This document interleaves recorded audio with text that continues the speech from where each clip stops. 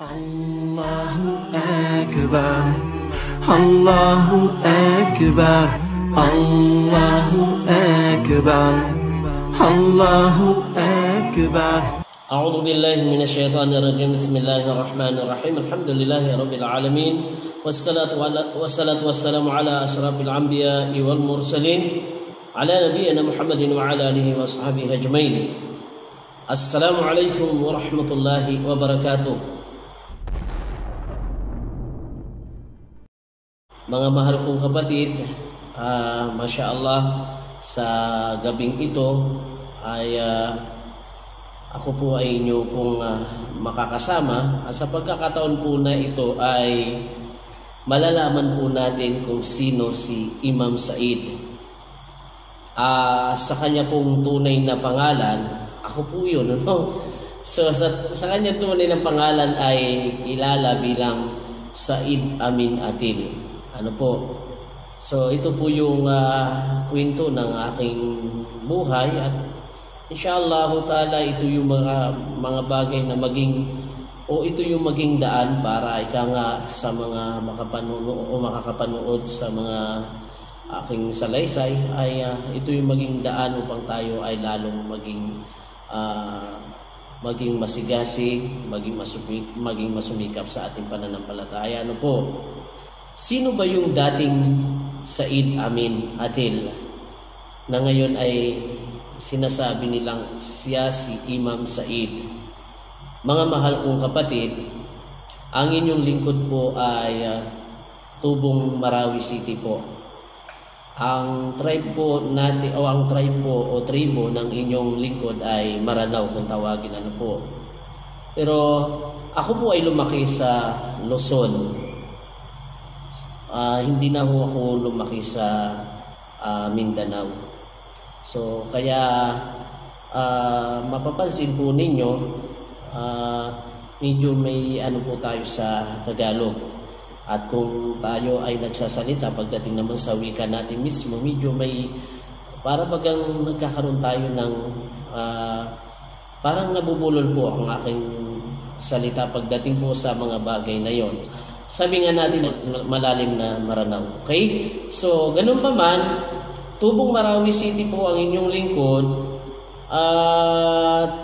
Nakikita nyo yung aking kalagayan.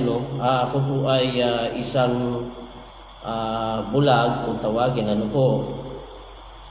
Para maging social, tawagin natin blind. Ano po?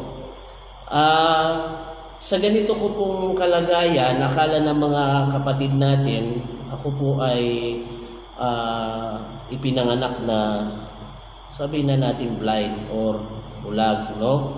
Hindi po. Ang totoo po niyan, mga mahal kong kapatid, ako po ay nagkaroon ng ganitong kapansanan noong 6 na taong gulang po ako noon, nung araw na ako ay magkaroon ng ganitong kapansanan.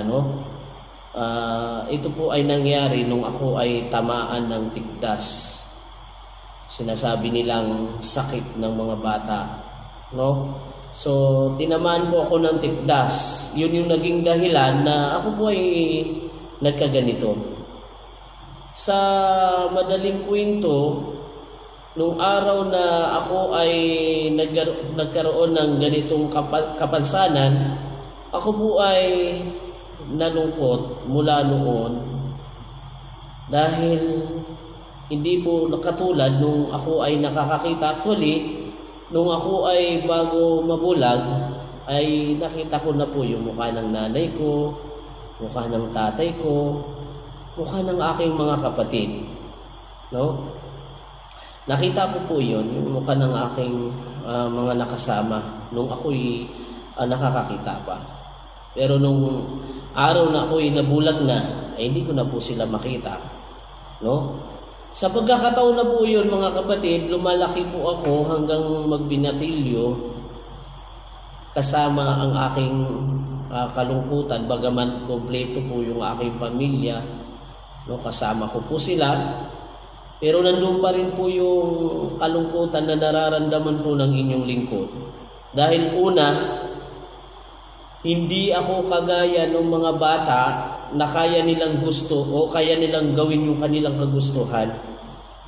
Kaya nilang gawin yung gusto nila, kaya nilang puntahan yung kanilang gustong puntahan.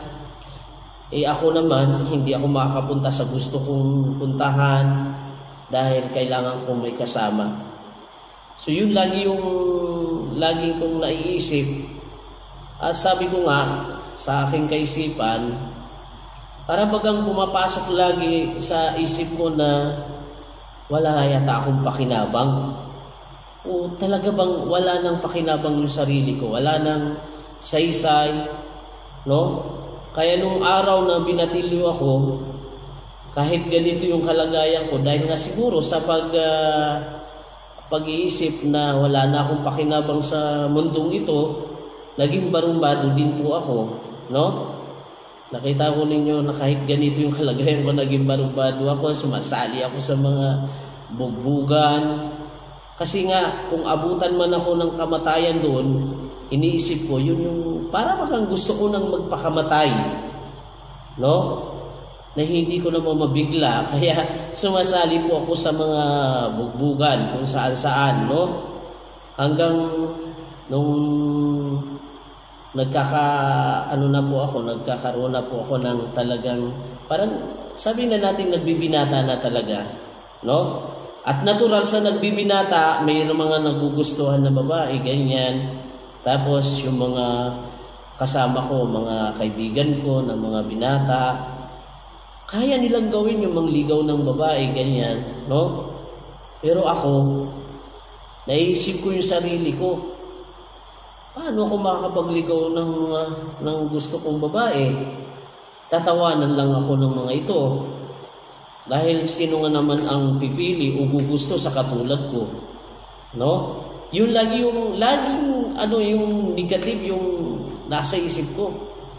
Wala man lang nagiging positive sa isip ko sa pagkakataon na yon, no? Hanggang lumating yung pagkakataon na sumasama ako sa mga barkada, nakikipagbugbugan. Dumating yung pagkakataon, muntik na akong mamatay, no? Dahil nga nakikipagbatuan ako ng butilya, yung mga buti po, talagang umano po ako doon sa nakikipagbatuan. Hanggang dumating yung araw na sabi ng aking tita, kasi yung tita ko po, doon po kami nakatira, no? Nawa ay kahabagan siya at kaawaan ni Allah dahil siya po ay nasa libingan na. Nauna na po yung aking tita na yon, no? So, doon po kami nakatira sa aking tita kasama ng aking kapatid. Kasi po, dadalawa lang po kaming magkapatid sa ina. Actually, ano po kami, yung aking pamilya, dadalawa lang ng magkapatid at kung tawagin, sabi nga natin, broken family kasi hiwalay po yung nanay ko at tatay ko. Yun po. Kaya nakatira po kami sa tita ko. Ang aking nanay ay nasa abroad nung araw. So, nung pagkakataon na yon na talagang nagiging problema ako ng aking tita dahil iniisip nila kung hindi ako mamatay, baka akong makapatay, no? Sa oras na yon ay dinala po kami sa Quezon City kasama nung aking pinsan. Sa Quezon City po, sa may Payatas A, doon po kami inilagay kasi may lupa o may kaunting lupa doon yung aking tita. Sa oras na yon, doon po kami nanatili, katira. At siya nga pala, yung araw na kung saan ay nagbibinata pala ako, nag-aral din po akong kumanta, maggitara, ginawa ko po yan kasi yun po yung sabi ng mga ilan sa aking mga kamag-anak, yung ilan sa aking mga tita, yung isang tita ko nga po na panganay sa aking panganay ng aking ina, ay sabi niya mag-aral kang kumanta. So sinubukan ko po magkanta. Kasi bilang isang Maranaw, pinag-aralan ko din pong kumanta ng kanta ng mga Maranao, no? Then sa Tagalog, paborito ko pong pakinggan at isaulado yung mga kanta ni Freddy Aguilar, sino pa ba yun? Si Ruel Cortez, nandun po yung kanta ni Ray Valera, lahat ho yan, sinasaulo ko ho yan, no?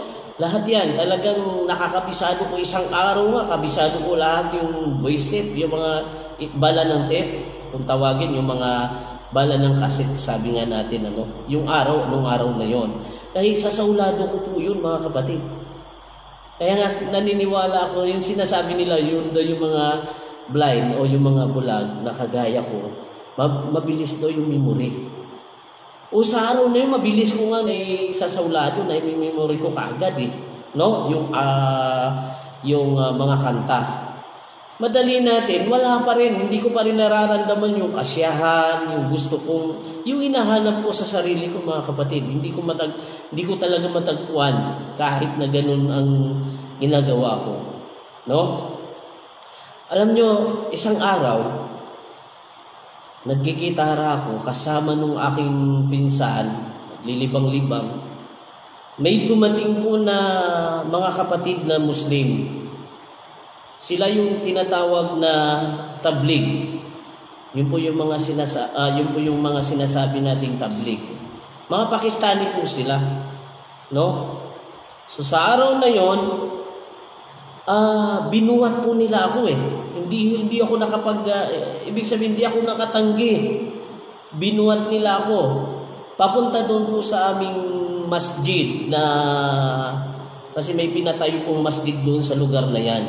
Sa lugar na yon sa may Payatas A, Quezon City. So may pinatayo doon na maliit na masjid. Dinala po nila ako doon. No? Sa pagkakataon na yun, mga mahal kong kapatid, wala akong alam. Bagaman kilala ko, naniniwala ako na ako ay isang Muslim. Pero wala akong alam sa aking pagiging Muslim eh. Yung katuruan sa Islam, wala akong alam doon eh. No? Nung araw, tinuturuan ako ng aking ina yung pag-aadan. Yung adan, yung kung tawagin sa Maranao ay bang. Alhamdulillah, natutunan ko magbang, yung mag-adan. Masya Allah, okay, natutunan ko yun. Pero sa ulado ko lang yun, ay tinuro sa akin ng nanay ko. Masya Allah, nawa ay kaawaan siya ni Allah subhanahu wa ta'ala.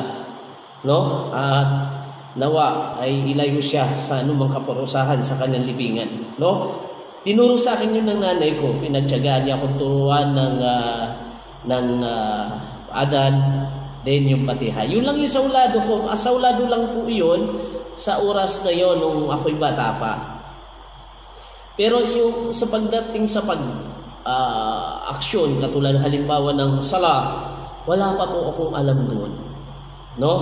Yung pag-aabdas, yung hudu, kung tawagin, yung paghuhugas, pag magdarasal, wala po akong alam doon. Hindi ko alam kung paano, anong gagawin ko, saan ko, ano yung uunahin ko sa paghuhugas.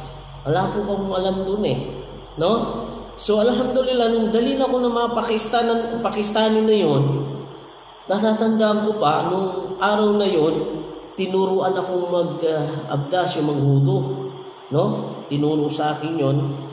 Alhamdulillah, unti-unti ko naman natutunan. Ito ang nakakalungkot, no? Ito ang nakakalungkot. No? Pagdating sa oras ng sala, siyempre tatayo, lilinya yung tinatawag na sap. Magsasap kami. Sa oras na yan, luminya na kami. Then, nung nagtakbir na yung imam, hindi ko alam kung ano yung ginawa ng imam. Takbir, basta nagtakbir. Allah, baro. Hindi ko rin, siyempre, hindi ko nakikita. Ganun lang, nakatayo lang ako. No? Then, alam nyo, nung nagruko, yung rumuko na, no? Hanggang sumujud silang lahat. Ako nakatayo pa rin ako. Dahil hindi ko nga alam kung ano yung kanilang ginagawa sa oras na yon. Hindi ko alam yung tinatawag na raka'a. Wala akong alam doon, mga kapatid. Kaya nung araw na yon, habang kami nagdarasal, pero naka isang raka'a na sila, ako nakatayo pa rin, bumalik sila ngayon, tumayo na sila sa ikalawang raka'a. Napansin ng aking katabi na isang Pakistani na ang pangalan ay si Muhammad Hassan, no? Sa oras na yon, siguro nung napansin niya, nung magruruko na, hinawakan niya yung batok ko, no? Ibig sabihin parang tinuruan niya akong magruko. So nakaruko ako. Nung tumayo naman, inangat niya yung ulo ko, isabihin balik sa tayo, hanggang nung susujud, ganun din po ang ginawa. Inawakan niya ako sa batok. Ganun na ganun yung kanilang ginagawa. Pinagtiyagaan nila akong ganun ang gawin nila sa akin. Alhamdulillah, hanggang unti-unti po akong natuto. No? Bagaman ako'y born Muslim, pinanganak bilang born Muslim, Maranao, ang aking tribo, hindi ko natutunan yung mga ganon. Kung hindi ginawang daan itong ating mga kapatid na dumalaw sa lugar na aking kinaroroonan, yan po sa Payatas, Quezon City nung araw. No? Madali natin, sa oras na yon, bagaman ako ay nagsasala, mayroon pa lang akong katanungan, o mayroon pa akong katanungan sa sarili ko talaga. Paano ba to? Bakit ko ginagawa ito? Hanggang nag-lecture yung isang Pakistani at sinabi nga niya, napakapalad mo, sabi niya sa akin, napakapalad mong tao ka sapagkat binigyan ka ng ganyang kalagayan. Sa pagkakataon na yun, mga kapatid, hindi ako natuwa dahil hindi ko pa naintindihan yung ibig sabihin ng Pakistani kung bakit ako naging mapalad. So ang sabi ko sa sarili ko, paano ako naging mapalad sa ganito kong kalagayan? Hindi ko nga makuha, hindi ko makita yung mga ginagawa nila, tapos sabihin niya mapalad pa ako. No?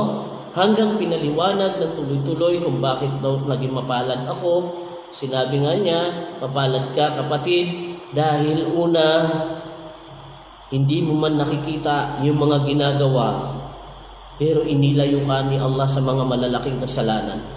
Alam mo ba, sabi niya, kami na may mga paningin, hindi namin alam kung tinatanggap yung mga gawa namin dahil sa pagkakasala na nagagawa ng aming mga paningin. Ikaw, sabi niya, inilayo ka doon ni Allah sa mga kasalanan na yan, sa pamamagitan ng paningin. So hanggang dumating yung panahon na naintindihan ko nga. Alhamdulillah, naintindihan ko nga. No? Siguro kung may paningin ako, baka nakakapunta ako sa mga gawaing kasalanan kasi maaaring mapuntahan ko yung mga bagay na gusto ko. No? So doon, naisip ko nga, tama yung sinasabi ng aking kapatid. Mga mahal kong kapatid, nakita ninyo yung mga bagay na napakahirap talaga. Pero ganun pa man, pagka nasa Islam ka, unti-unti mo malalaman, maiintindihan kung ano ikaw. No? Kung sino ka. No? Doon mo maintindihan yung sarili mo ngayon.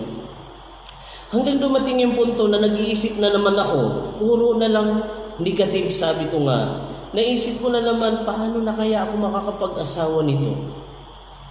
No? Paano ko makakapag-asawa nito? Oo, iniisip ko, baka lukuhin lang ako ng babae kung mayroon man. May magugustuhan ako. Mayroon talaga akong mga nagugustuhan. Pero ang labas noon, naiisip ko na naman, baka lukuhin naman ako. Puro na lang negative. O di kaya naman, baka pagtawanan naman ako. Hanggang dumating yung pagkakataon sa habag at tulong ni Allah subhanahu wa ta'ala, hanggang naging active na ako sa Islam. Talagang nag-aral, nagsumikap. No, yung tinatawag bang pag-aaral sa sarili, pumupunta ako sa mga maalam na nakikilala ko, nagpapaturo talaga ako. Hanggang dumating yung pagkakataon na may isang araw, dumating yung tao na yun na balik Islam. Babae, nakilala nung lola ko yung lola ko na tita ng nanay ko. No? yung si Kadipaysa, kung yun po yung pangalan ng aking lola na tita ng aking ina.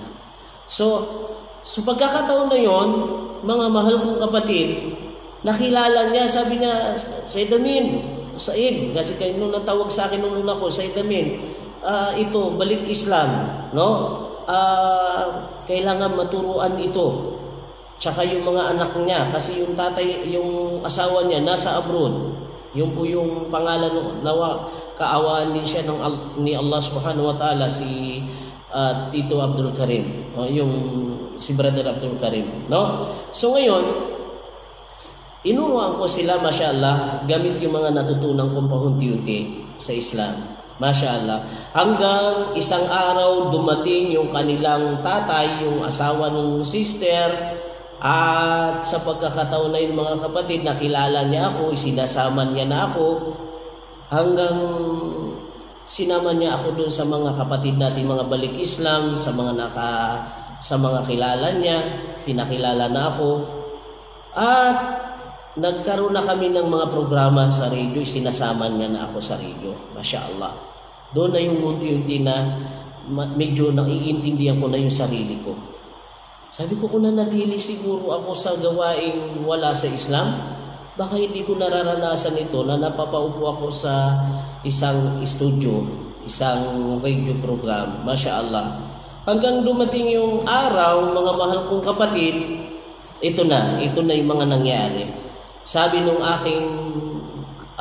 ating brother na si Abdul Karim, gusto ko itang maging kasama sa pamilya ko. Anong ibig mo sabihin? Sabi ko sa kanya. Anong ibig mo sabihin, kapatid? Basta gusto ko itang maging kasama sa pamilya ko. Yung pala, yung mga anak niya, 3 na babae, mashallah, kasama ng mga pamangkin niya, 3 sila, yung mga anak niya sarili. Ngayon, gusto kitang maging pamilya. Ibig sabihin, sinong gusto mo sa mga anak mo? Namangha ako sa kapatid at na para hindi ako makapagsalita sa oras na yan. Dahil yun yung tanong ko sa sarili ko, paano ako makakapag-asawa?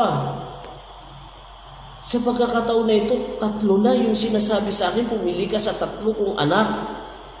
Allahu Akbar. At yung mga anak niya nag-aaral. At yun nga, sinabi ko, yung anak niya na panganay, sabi ng panganay niya, kung may hihintay niya ako, tapusin ko muna yung pag-aaral ko. Masya Allah. No? Hanggang dumating yung punto, doon na naman yung isang pamangkin niya, nagustuhan ko rin, kaya lang nag-aaral din. No? Maghihintay pa ako ng siguro mga 1 taon pa para makasal kami. Parang gano'n, na ano ako talaga, sabi ko siguro hindi ko pa talaga kadar na makapag-asawa, o di kaya hindi ko, parang totoo nga, sabi ko parang hindi bagay sa akin siguro. Yun na naman, negative na naman, hanggang dumating yung isa sa pamangkin ni Brother Abdul Karim, nung ating kapatid na yon. Dumating yung isa sa pamangkin niya na kasama nung asawa niya, ipinakilala sa akin din, at yun po yung simula na parang naano na ako na sabi ko baka ito na nga talaga yon. Hanggang dumating yung punto na yun na naging pinakausap sa akin ni Brother Abdul Karim, yung pamangkin niya. Sinabi ko, kung may isang tao na nagkakagusto sa iyo na may kalagayang tulad ko, gugustuhin mo ba? Sinabi niya, wala akong pinipili maliban na yung may mga tao na may takot sa Diyos. Nung marinig ko yun, sabi ko ako yun. Hanggang sinabi niya sa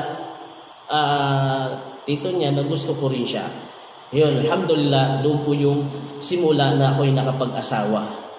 Mapalad ako, hindi ko nakakalimutan yung sinasabi ng Pakistani na mapalad nga talaga ako. Napakapalad ko dahil sa oras na yun, yung mga tanong ko sa sarili ko, binigyan ng kasagutan ni Allah Subhanahu wa Ta'ala.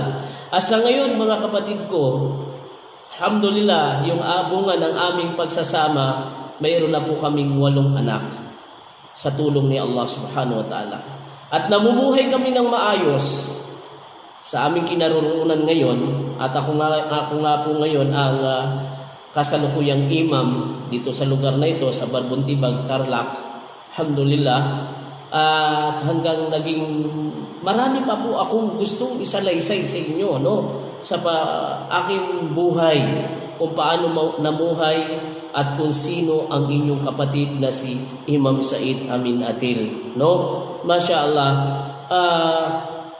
Naisip ko minsan, nagmumuni-muni nga ako sa sarili ko Siguro sabi ko, kung pinagpatuloy ko yung wala ako sa Islam, nagkakanta-kanta, lalo na kapag dumadaan ako sa mga palengke, no? Pag namalengke kami ni Mrs., nadadaanan ko yung mga bulag na gaya ko, kumakanta sa tabi.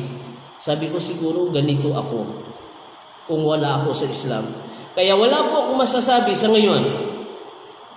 Bagaman ang nakikita ko, o parang wala akong makita, hindi ako, ibig sabihin wala akong makita ngayon, puro madilim, napakadilim ngayon Kahit nga sabi natin gabi ngayon madilim, kahit mag-umaga madilim pa rin sa akin, Ibig sabihin wala talaga akong makita, no? Pero alam mo ninyo, isa lang ang nakikita ko ngayon na maliwanag. Isa lang. Ano po yun? Yung liwanag ng Islam, nakikita ko po ngayon. Ito ang totoong daan na nakikita ko ngayon sa buhay ng tao. Islam. Kaya mga kapatid, inshallah ta'ala, nawa pag-aralan natin, no? Sama-sama tayong alamin kung ano ang tunay na katuruan ng Islam. At tinitiyak ko sa inyo, itong Islam na ito ang nagbibigay ng liwanag sa ating buhay hanggang sa tayo ay dumating sa kabilang buhay. Jazakumullahu khairan wa jazabarakallahu fikum. Ito po ang inyong lingkod, Brother Imam Said Amin Atil, na nagsasabi ng Assalamu alaikum wa rahmatullahi wa barakatuh. Subhanakallahumma wa bihamdik, asyhadu an la ilaha illa anta, astaghfiruka wa atubu ilaik.